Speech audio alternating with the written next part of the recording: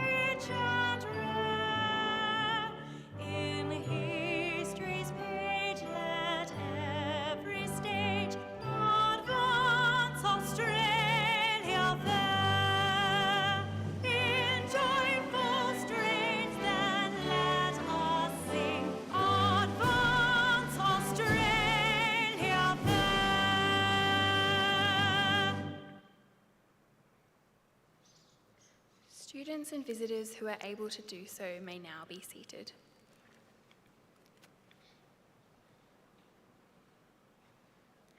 The Australian War Memorial was the vision of Charles Bean, Australia's First World War official historian.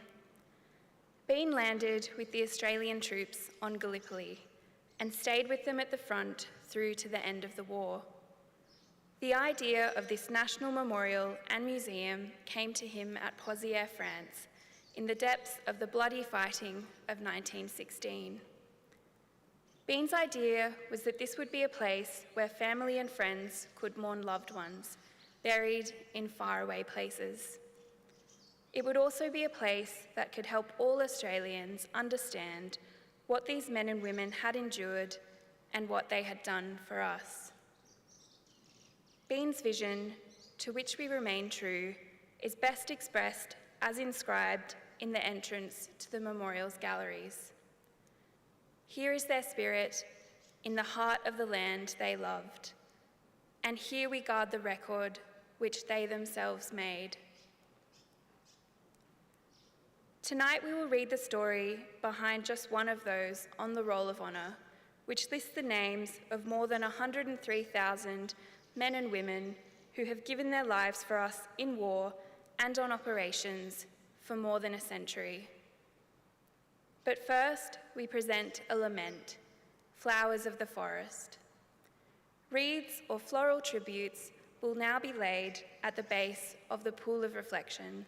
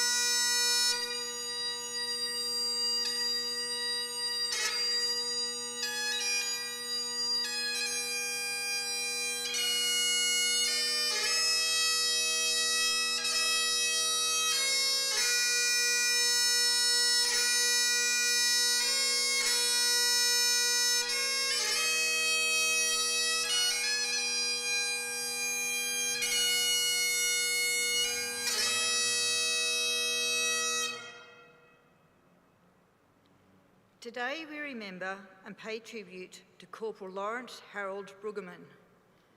Laurence Bruggemann was born in Oakey, Queensland on the 17th of January 1919, the son of Albert and Minnie Bruggemann. Laurence Bruggemann enlisted in the 2nd Australian Imperial Force on the 4th of July 1940 at Toowoomba. He began training and was soon promoted to Lance Corporal. After a period of pre-embarkation leave, Lance Corporal Bruggemann embarked for active overseas service from Sydney on the 7th of April 1941. Arriving in the Middle East, he joined a training battalion. In August 1941, he was allotted to the 2nd 25th Battalion, which had just taken part in its first offensive operation, the invasion of Syria and Lebanon. Having fought at Majayoun and taken heavy casualties, the 2nd 25th was securing a route from the coast to Bidadine when the armistice came into effect in July. Bruggemann experienced some health problems, including dysentery and enteritis, but continued to serve. After sailing from Egypt in early February 1942, Bruggemann and his comrades arrived in Adelaide in mid-March and trained in Australia until August. By this time, he had been promoted to corporal. Arriving in Port Moresby on the 9th of September, Corporal Bruggemann and his comrades in the 2nd 25th Battalion reinforced the battered Australian troops on the Kokoda Trail. Joining the fray at Iribuwa on the 15th of September, the battalion participated in the last Australian withdrawal on the trail. Fighting at the end of a very long and difficult supply line, Australian forces fought a number of desperate delaying actions as the Australians withdrew. They finally stopped on the 17th of September at Itama Ridge, the last natural obstacle along the trail, just 8 kilometres from the junction with the road to Port Moresby. Though the tactical situation would now swing in favour of the Australians, this was too late for Corporal Laurence Bruggemann, who died of wounds he suffered at Iribuwa on the 16th of September 1942. He was 23 years old. Today, his remains lie in Port Moresby Bamana War Cemetery under the inscription chosen by his grieving family, "Thy will be done." His name is listed on the Roll of Honour on my left, amongst almost 40,000 Australians who died while serving in the Second World War. This is but one of the many stories of service and sacrifice told here at the Australian War Memorial. We now remember Corporal Laurence Harold Bruggemann, who gave his life for us, for our freedoms, and in the hope of a better world.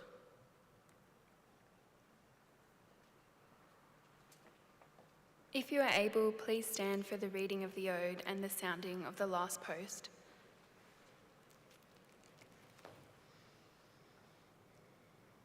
They shall grow not old as we that are left grow old. Age shall not weary them, nor the years condemn. At the going down of the sun and in the morning we will remember them.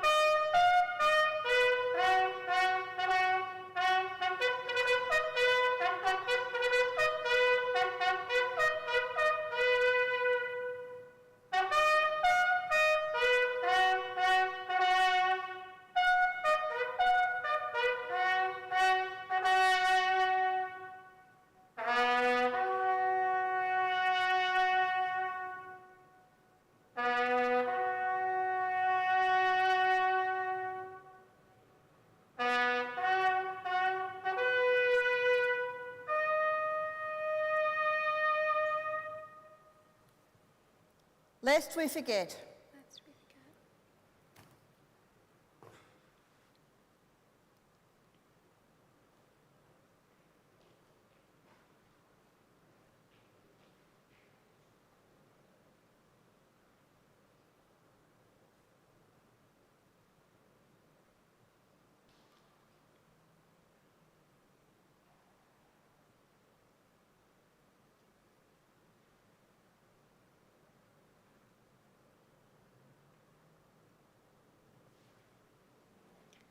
We leave you this evening with the words of the memorial's founder, Charles Bean.